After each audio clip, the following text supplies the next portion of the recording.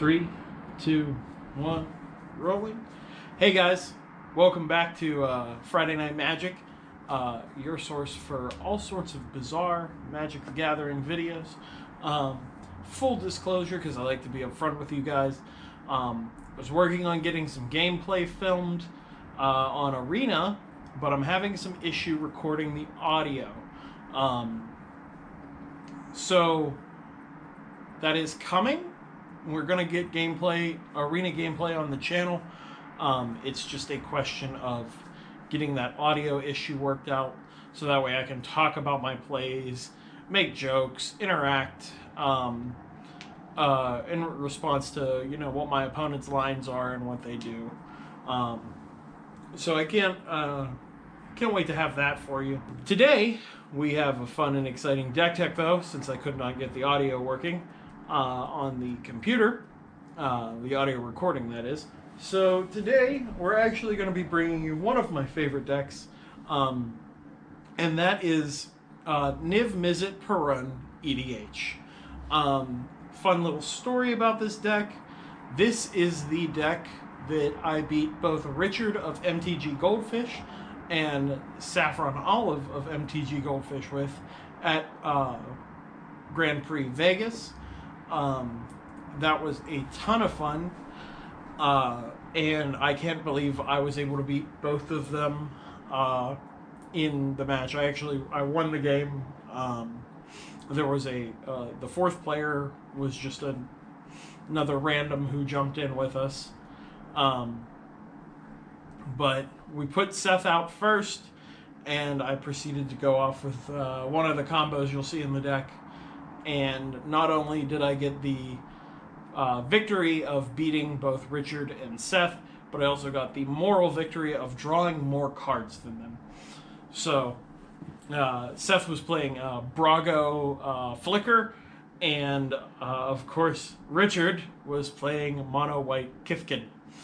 So without further ado, let's get into the deck tech. Let's start with Niv-Mizzet Parun. 3 blue, 3 red, 5/5 flying legendary creature, dragon wizard. This spell cannot be countered. Whenever you draw a card, Niv-Mizzet Parun deals 1 damage to any target. Whenever a player casts an instant or sorcery spell, you draw 1 card. So why this one over the other 2 Niv-Mizzets that exist? And some of the other Izzet commanders. Obviously, this deck is Spell Slinger. We want to cast instants and sorceries all day and just get extra value off of them through a variety of means. So, of course, we want to capitalize on the instants and sorceries that we're casting, and we have a whole suite of creatures, artifacts, enchantments that help us do that. So let's talk about the packages that lead up to the instants and sorceries, and then we'll talk about the instants and sorceries themselves. The first creature that obviously plays well with spell slinging is Talrind Sky Summoner. 4 mana 2/2, legendary creature, Merfolk Wizard. Every time you cast an instant or sorcery, make a 2/2 blue Drake creature token with flying.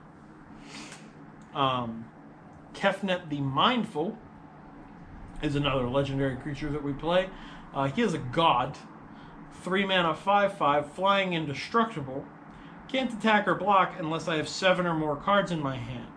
You can pay 3 and a blue, draw a card, and then you may return a land you control to its owner's hand. So obviously we're trying to grow those selections. Let's talk about some other gods we play. And that is, the next one is the Locust God. 6 mana for a 4/4 flyer. Whenever you draw a card, create a 1/1 blue and red insect creature token with flying and haste. And then you can pay 4, 2 blue red, draw a card and discard a card. Whenever the Locust God dies, return it to its owner's hand at the beginning of the next end step. The final god we play is God Eternal Kefnet, and that is a 4 mana, 2 blue legendary creature, zombie god. 4/5 flying. You may reveal the first card you draw each turn as you draw it. Whenever you reveal an instant or sorcery card this way, copy that card, and you may cast the copy. The copy costs 2 generic less to cast. Whenever God Eternal Kefnet dies or is put into exile from the battlefield, you may put it into its owner's library, third from the top. So the original Kefnet is indestructible, and then Locust God has the ability to return to your hand from the graveyard, and then Kefnet goes back into the deck a couple cards down. So all these cards have really good protection, or if your opponent does deal with them, they have ways to come back. Let's talk about the backup plan, then Niv-Mizzet Parun, and that's Niv-Mizzet the Firemind. 2 blue, red, 4/4 legendary creature, dragon wizard with flying. Whenever you draw a card, Niv-Mizzet the Firemind deals 1 damage to target creature or player. You can tap him to draw a card. The combo that we're playing in the deck is capable of working with either of those, and I'll explain how it goes infinite when we get there. To benefit from drawing a ton of cards and also pinging down my opponent, I have Psychosis Crawler, a 5-mana star artifact creature horror. Its power and toughness are each equal to the number of cards in my hand. Whenever I draw a card, each opponent loses 1 life. To help facilitate the said spell slinging, we have Goblin Electromancer, blue and a red for a 2/2 Goblin Wizard. Instant sorcery spells cost 1 generic less to cast. We have Thing in the Ice. That is a 1 and a blue for a creature horror. It's a 0/4 with Defender, and it enters the battle with 4 ice counters on it. Whenever you cast an instant or sorcery, you may remove an ice counter from Thing in the Ice, and then if it has no ice counters, it transforms, and it transforms into Awoken Horror. Awoken Horror is a 7/8, and when it is flipped over into, when it transforms, you get to bounce all non-horror creatures on the field back to their controller's hands, or owner's hands. We have Niv-Mizzet Paragon, a 6-mana 2/4 legendary creature weird wizard. I've been called that before. You play with the top card of your library revealed. You may cast the top card of your library if it's an instant or sorcery spell. Whenever you cast an instant or sorcery spell from your library, copy it. You may choose new targets for the copy. So obviously, this can generate a ton of value, and other cards I run in this deck allow me to manipulate the deck so that we can control what cards we're seeing at the top to make sure that Melik, when he's on the board, has the maximum value. Obviously, we're in blue, so we like counter spells. So we play a Baral, Chief of Compliance, a 1 and a blue legendary creature human wizard, 1/3. Instant sorcery spell cost 1 generic less to cast. And whenever a spell or ability you control counters a spell, you may draw a card, and if you do, discard a card. To go along with the instant and sorcery plan, we're playing a Gutter Snipe, 2 and a red creature Goblin Shaman for 2/2. Whenever you cast an instant or sorcery spell, Gutter Snipe deals 2 damage to each opponent, which is very nice in a multiplayer game because you're able to hit everyone simultaneously. Another amazing creature we have that also, keep in mind, small synergies, dodges the flip of Awoken Horror is Chasm Skulker. As a 3-mana 1/1 squid horror, whenever you draw a card, you put a +1/+1 counter on Chasm Skulker. Whenever Chasm Skulker dies, put X 1/1 blue squid creature tokens with Island Walk onto the battlefield, where X is the number of +1/+1 counters on Chasm Skulker. Cool thing about Chasm Skulker is that was designed by a player of the game. That was designed by Mike Newman. Great card design. I think it's a fantastic card. Absolutely love it here. 2 more creatures to go to talk about here, and the next one is Jace's Archivist. 3 mana. You can, for a 2/2, pay a blue, tap. Each player discards his or her hand, and then draws cards equal to the greatest number of cards a player discarded that way. And the final one is an alternative win con. Having this card on the field is one of several ways you can ensure your victory if you go infinite. And that first one being Laboratory Maniac. 3 mana, 2/2 human wizard. And if you would draw a card while your library has no cards in it, you win the game instead. So normally in Magic, if you go to draw, there's no cards left in your deck, you lose the game.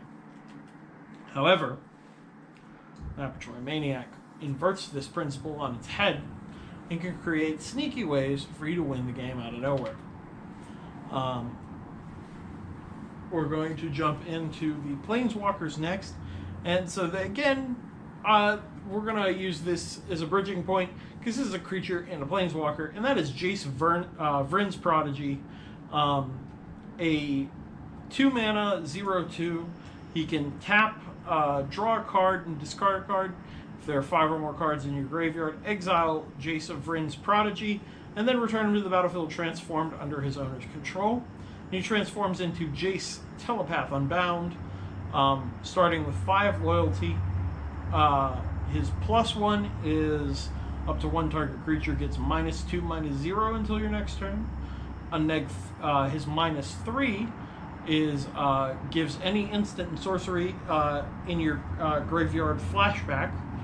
And then he is -9 is whenever you cast a spell, target opponent puts the top 5 cards of his or her library into the graveyard.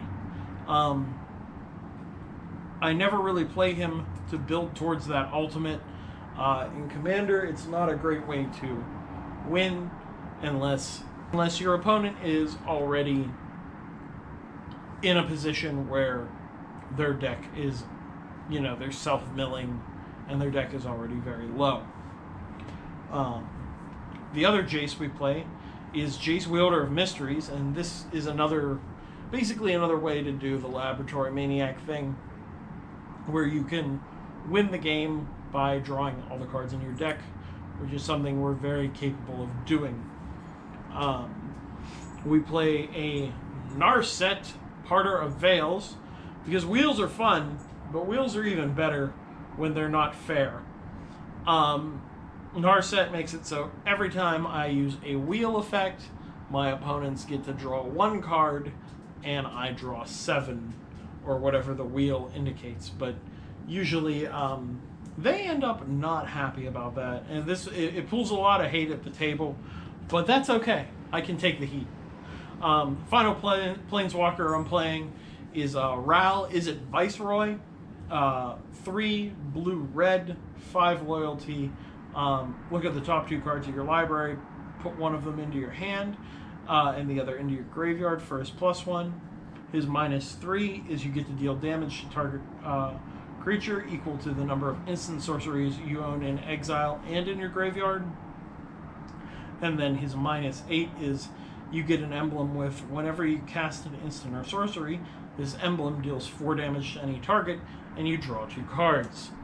Obviously, you can see how that can get out of hand, and of course that fuels the other plans of the deck. So Ral is one I'm trying to alt, because his emblem is extremely powerful, but it's not obviously our only way of winning. Next, let's talk about enchantments. The first one I want to bring up because it ties in with Ral, and it's something Ral loves very much, and that is a 1,000-Year Storm. 6 mana for an enchantment that says whenever you cast an instant or sorcery spell, copy it for each other instant or sorcery you've cast before it this turn. You may choose new targets for the copies. We will talk more about how that card can get out of hand with some of the instants and sorceries that I play. We have a lot of enchantments that help us draw more cards. The first of those being Search for Iskanta. And that is a 2 mana legendary enchantment, 1 and a blue. At the beginning of your upkeep, look at the top card of your library, you may put it into your graveyard. Then, if you have 7 or more cards in your graveyard, you can transform, search for Azcanta into Azcanta the Sunken Ruin, which can either tap for a blue or you can pay 2 and a blue and tap it to look at the top 4 cards of your library, reveal a non-creature, non-land card from among them, and put it in your hand. The rest go to the bottom of your library. Obviously, that isn't drawing cards for the cards that do care about drawing, but getting the prerequisite 7 or more cards into the graveyard is usually not very hard for this deck to do, and it is a nice recurring source of value. Another nice source of draw engine, and this helps everyone at the table, kinda, and that is Fevered Visions, because it's getting hot in here. At the beginning, for 3 mana, 1 blue red, at the beginning of each player's end step, that player draws a card. If that player is your opponent and has 4 or more cards in hand, Fevered Visions deals 2 damage to him or her. So then you have to look at, you are letting your opponents, everyone else is drawing more cards, but they're taking damage, and then so you're chipping away at their health. So, and you have other cards like Psychosis Crawler and Gutter Snake that are helping chip out their health and leave them at relatively nothing. So you just want to keep plinking them down, and then eventually they're going to succumb to small burn spells. The next card we play, again, letting everybody draw more cards. That's Dictated Crufix. For 1 blue enchantment with Flash, at the beginning of each player's draw step, that player draws an additional card. Obviously, the Flash aspect of this is really good because that means you get the priority advantage of this particular card. You get to flash it in during the last opponent before you use end step. Nobody else gets to draw off of it first. You get to draw off of it first, which is obviously a fantastic thing. The next card, also an enchantment that helps everyone at the table, but helps you just a little bit more, is Well of Ideas. 5 and a blue enchantment that says, when it enters the battlefield, draw 2 cards. At the beginning of each other player's draw step, that player draws an additional card. At the beginning of your draw step, you draw 2 additional cards. So that means every draw step, my opponents are drawing 2 in theirs, I'm drawing 3 in mine, plus I get to draw 2 when Well of Ideas enters the battlefield. So, all in all, when you look at this card, right out the gate, if it makes it around the table for 1 cycle before somebody blows it up, you get to draw 4 cards for 6 mana. That's not bad. And obviously, if that card sits on the battlefield left unchecked, you're going to just keep drawing more cards. And then obviously the deck is very synergistic in the draw factor, so you're going to keep drawing cards and keep that advantage up and keep your opponents down until you can get to the combo you need to get to win the game. Now we're out of the realm of drawing cards and into the realm of cards that help us play more cards. And that is Arcane Melee being the first one.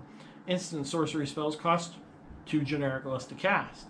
4 and a blue to play Arcane Melee, but then after that, a little bit of an expensive 5 mana cost. You get fantastic cost reduction that's going to save you a lot of mana over the course of the game. The problem with this deck and being the control deck is you don't play a lot of creatures to the board. You can. It does happen.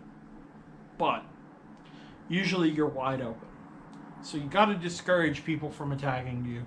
And if you're not on the, hey, I'm going to be the group hug guy, everybody's going to draw cards plan, the other backup plan is to play Propaganda. Because for 2 and a blue, you get the ability to make it so creatures cannot attack you unless their controller pays an additional 2 mana for that creature. So each creature swinging at you is going to cost your opponent more and more mana. So then you end up in snowballing things against token decks or elves. This can be all you need to prevent them from swinging at you at all. Unless they know they can push for game. Final enchantment is the only aura, and this is the card that lets us go infinite. This is Curiosity. a lot of people already know how Curiosity interacts with the Niv-Mizzets that I am playing. But in case you don't know, Curiosity and Niv-Mizzet create an infinite loop. Curiosity enchants a creature, and when an enchanted creature deals damage to an opponent, you may draw a card. Both Niv-Mizzets say that when you draw a card, Niv-Mizzet deals damage to any target. So then what happens is you machine gun down each of your opponents by creating this loop of, hey, Curiosity says it deals a damage, so I draw a card. And then the Nivs say, you drew a card, deal a damage. So then you do it again, and again, and again. And that's why you want to play things like Laboratory Maniac, because you're likely going to, if you don't have enough cards in your deck, to deal single point damage to everybody at the table, especially, just say you're in a 4-player Commander game, and somehow you get here, and everybody still has 40 life.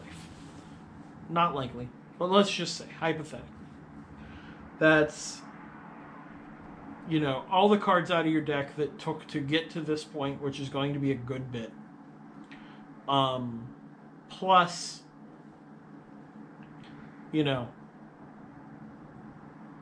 that you're probably going to be sitting at 80 cards in deck versus 120 life if everyone's at full health.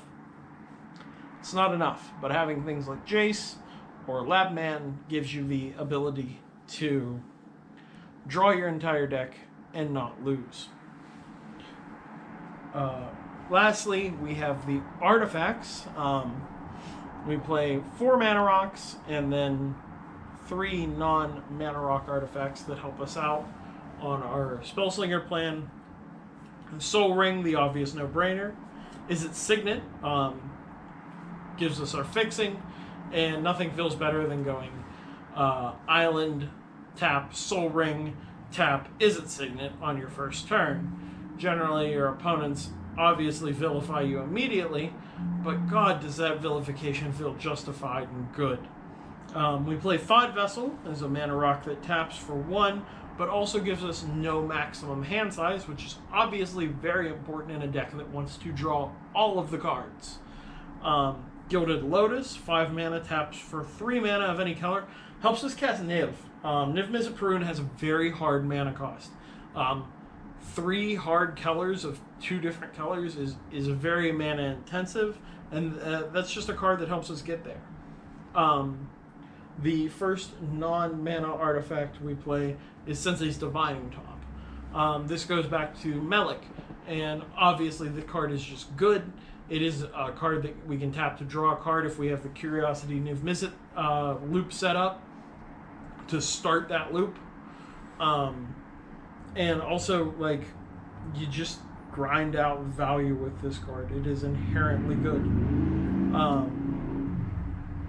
We have Primal Amulet. 4 mana artifact, instant sorcery spells you cast cost 1 less to cast. Whenever you cast an instant sorcery spell, you put a charge counter on the amulet, and then if there are 4 more charge counters on it, you may remove those counters and transform it. The amulet transforms into Primal Wellspring, which taps to add 1 mana of any color to your mana pool, but then spend this mana only to cast an instant or sorcery spell. If you do, copy that spell. You may choose new targets for the copy. Obviously, that can be insanely powerful. The final one is Alhammarret's Archive, 5 mana. If you gain life, you gain twice that much life instead. Doesn't really matter to us, we don't gain life in this deck. But more importantly, if you draw a card, except the first one you draw in each of your draw steps, draw 2 cards instead. So if a spell says, draw 2 cards, you're now drawing 4. If it's a wheel for 7, you now draw 14. Obviously, that artifact can clearly get out of hand. So that's going to be all the permanents, other than the lands. So now let's talk about the instants and sorceries. The spell slinging that this deck is trying to do. We have draw spells first. Serum Visions Ponder, and Preordain are all nice 1-mana cantrips that help us get through our deck. And Underall Hammer's Archive, draw us more cards. They scry or let us look at cards so we can, make adjustments as necessary to try and get to the pieces we need. Treasure Cruise, because Ancestral Recall was really good, and Wizards deciding to effectively reprint Ancestral Recall into Standard was probably one of the dumbest moves they have made in years. And this card had to be banned in a lot of formats because it is really good. And so one of the few places we have left to play with Treasure Cruise is Commander. Because Commander, it's a little bit more fair. The power level ceiling on Commander can get very high, so Ancestral Recall in that instance is not that bad. We have 2 wheels that I'm playing in the sorcery slot, and that the first one being Windfall, 3 and a blue. Each player discards his or her hand, and then draws cards equal to the greatest number of cards a player discarded this way. And then the other one is Reforge the Soul. 5 mana sorcery. Each player discards his or her hand and draws 7 cards. However, it has the miracle cost for 1 and a red. You may cast this card for its miracle cost, or when you draw it, if it's the first card you draw this turn. Obviously, miracle aspect is really good. Being able to set that up with top is also really nice. Or in the instance of sorceries, I do run Brainstorm, so you can always stack it on top of your deck wherever you need it to be. Obviously, I'm missing the most important wheel, and that's Wheel of Fortune. I do like Wheel of Fortune. I would like to have it in the deck. The problem is the cheapest copy of Wheel of Fortune is currently sitting at just shy of $100. It's like $95. And that's just not an investment I've made yet. If I were going to go in on a Wheel of Fortune, I might go in on a more expensive copy, because I know that it's going to increase in price more as time continues on. I'm partial to the Judge promo. They currently sit at about $400 right now. And then just for shits and giggles, the Alpha printing ones, TCG Player Market Price has them at just shy of $2,200. So obviously those are a bit spicy. We play a couple Sorcery Speed Wraths. Chain Reaction helps clear up the board if there's just way too many creatures going on.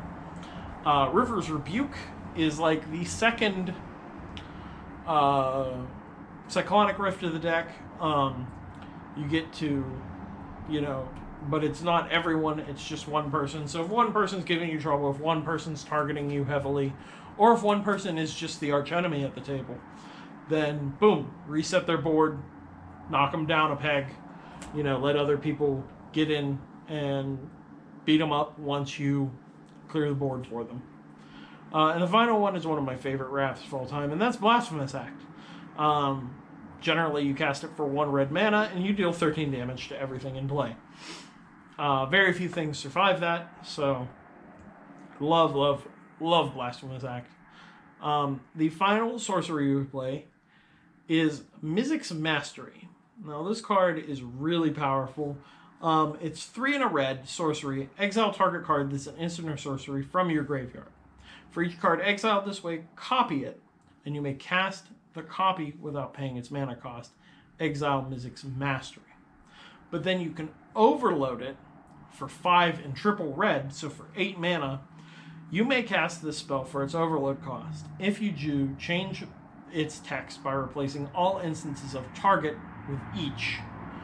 So then we reread that as exile each card that's an instant or sorcery from your graveyard, make copies of them, and then cast the copies without paying the mana cost. Tons of value.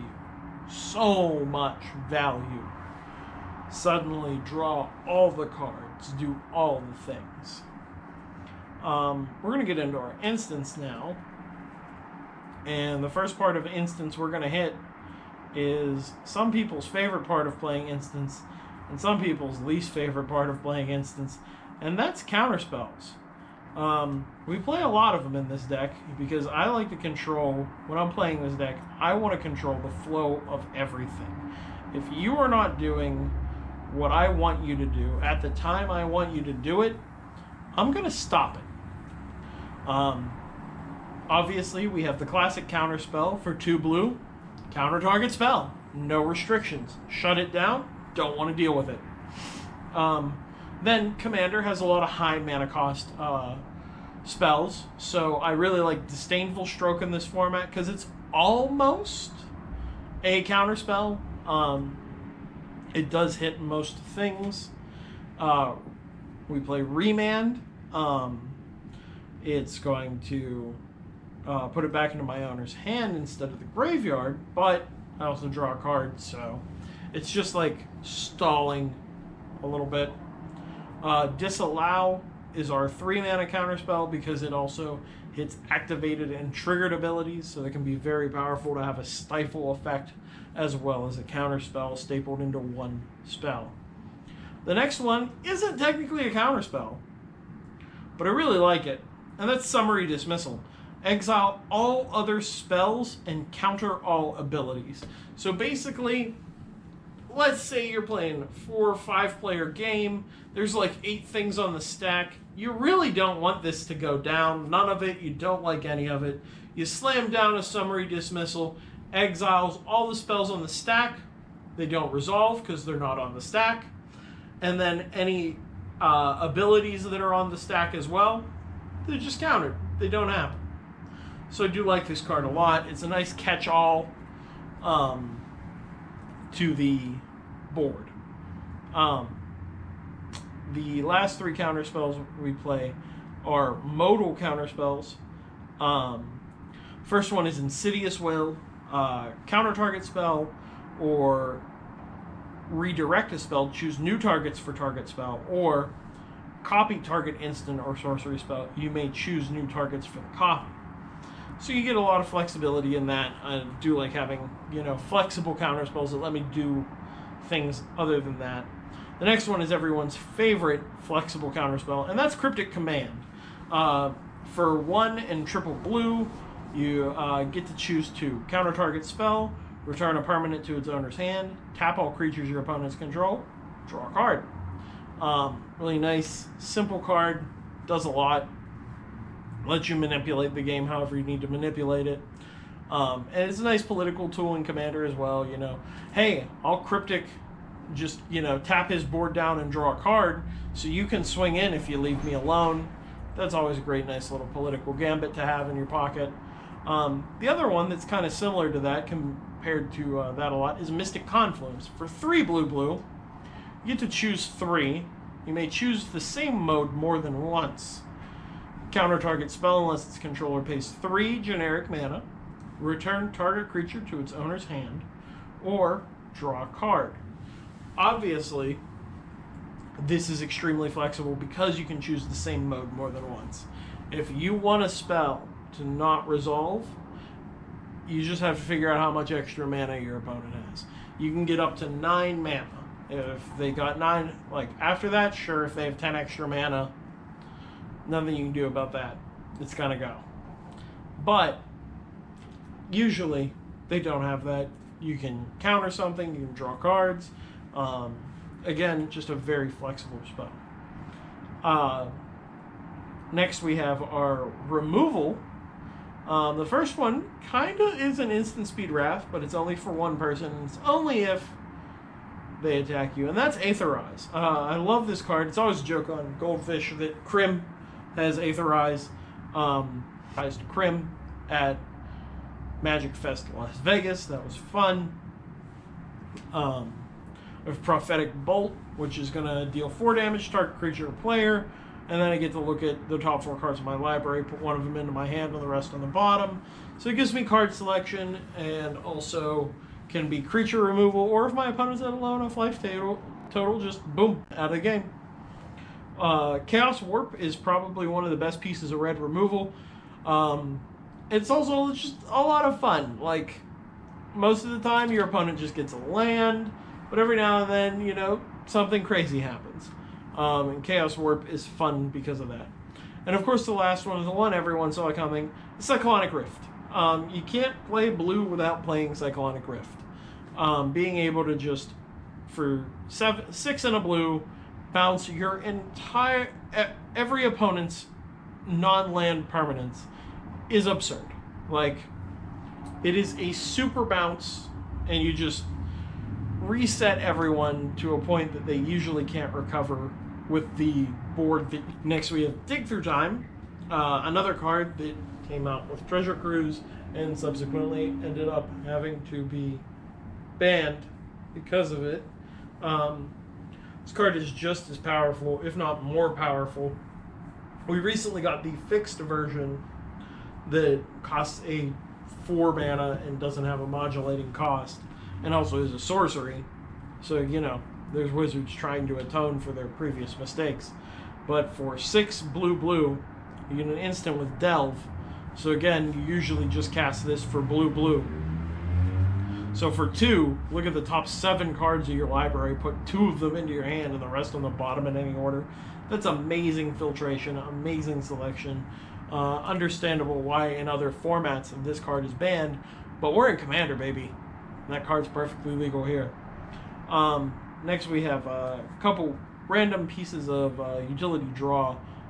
Brainstorm, I've mentioned before, draw 3 cards and then put any 2 cards from your hand back on top of your library in any order. Is really nice to hide things away, set up miracle plays, all sorts of things you can do. You can guarantee your Melix set up with the spell that you want to double. Lots of great interactions there. And the final one is Mystical Tutor. Being able to get any instant or sorcery from your deck and, you know, use that to your advantage is really nice. The final one is final 4 are 4 big X spells. 2 of these you'll probably see coming. 2 of these maybe not. I don't know. Maybe you'll see all of them coming. Maybe I'm not as clever as I think. First one is Expansion Explosion, the split card. First one is Expansion Explosion, the split card. The first half is to copy a target instant or sorcery with a CMC of 4 or less. You may choose new targets for copy. So that has tons of utilities, blah, blah, blah. But then you have Explosion, which is red, blue, X. Explosion deals X damage to any target. Target player draws X cards. So I can dumpster somebody out of the game, refuel my hand, and be ready to go to face down my other opponents. And I can do that at instant speed during, you know, someone's end step right before it's my turn, after leaving mana up, bluffing counterspells, or holding up counterspells. And the next one is Pull from Tomorrow. Draw X cards and then discard a card for blue, X at instant speed. That is really powerful. No matter how many cards you draw, you only have to discard 1, which is, like, phenomenal. That is insanely good. Blue Sun Zenith for blue, X. Target player draws X cards. Shuffle Blue Sun Zenith into its owner's library. So you can draw a bunch of cards yourself, or if your opponent's deck is at a low enough point and you have enough mana, you can just Blue Suns people out of the game. Just be like, hey, you're going to draw everything. And I mean everything. And then you're going to die. So you have plays like that that are nice. The final X spell is Electro Dominance. Red, X for an instant. Electro Dominance deals X damage to any target, and you may cast a card with converted mana cost X or less from your hand without paying its mana cost. So obviously, dumpster somebody again during their end phase for a ton of damage, and then cheat something into play for free. You can't go wrong with that. It's really, really good. So that wraps up the deck, except for the lands. So let's talk about some lands. Dual lands, we got Izzet Boilerworks, Wandering Fumarole, Swiftwater Cliffs, Steam Vents, Shivan Reef, Command Tower, Spire Bluff Canal, Temple of Epiphany, and Izzet Guildgate. Those are all of our dual lands. Being able to come in, usually tapped, some of them untapped, but being able to give us both red and blue. And some of them have utility aspects, do other things, like Wandering Fumarole is a land creature, or you have the Shock Land or the Scry Land. They do other things. In our regular utility lands, we have Evolving Wilds, Terramorphic Expanse, the Poor Man's Fetch Lands. You have a Spine Rock Knoll, which is a hideaway land, and you get access to the card you hide away under it by dealing 7 or more damage in one turn to an opponent. So obviously, with some of those things like Electro Dominance, or just a really good turn with Gutter Snipe, getting out of hand, you can get access to some really powerful spells that you've stashed away for later in the game.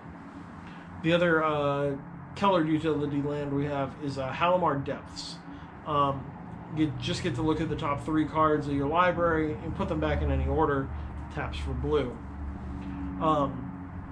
Colorless utility lands, we have Desolate Lighthouse, which is the loot house. Draw a card, discard a card for 3 as an extra ability on a land. Also taps for colorless mana.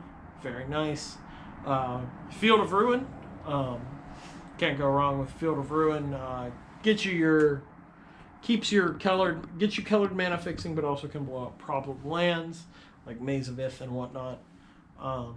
Myriad Landscape to again help fix for that really hard mana cost of Niv-Mizzet Parun. Reliquary Tower, because again, maximum hand size is something you want. Temple of False God is our last one, and then we have 13 islands and 6 mountains to close us out. So that's the deck. That the only thing that wasn't in there that changed from when I beat Seth and Richard with it is the addition of the God Eternal Kefnet. Other than that, that is the exact same deck that beat both the owner and lead content producer of MTG Goldfish, which was a ton of fun. It was a great game. That's the Deck Tech, guys. Thank you for watching. If this is your first time on the channel, go ahead, give us a like, sub, and click the notification bell so you know when we upload new content. Right now, videos are every Monday and every Friday. Thank you guys for watching, and have a nice day.